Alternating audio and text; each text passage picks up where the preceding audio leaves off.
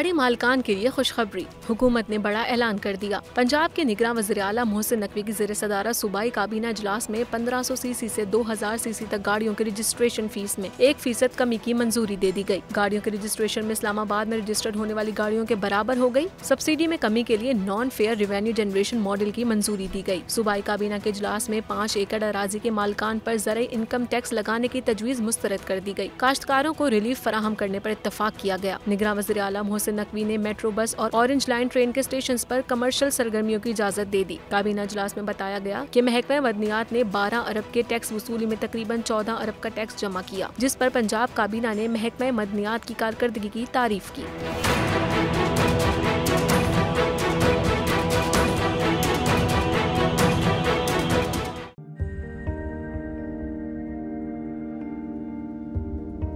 कैसे कैसे सितारे डूब गए, खूबसूरत नजारे डूब गए, ख्वाबों के सभी किनारे छूट गए, गमज़दा दुख के मारे डूब गए। कितनी मुश्किल का सामना है यहां, कितने लोगों के प्यारे डूब गए।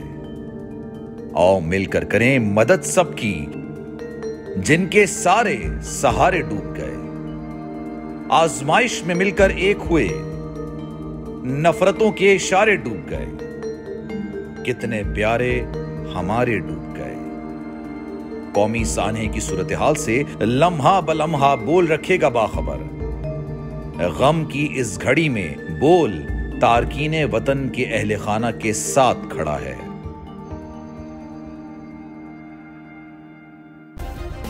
सब्सक्राइब करें और बेल दबाएं ताकि कोई खबर रह न जाए।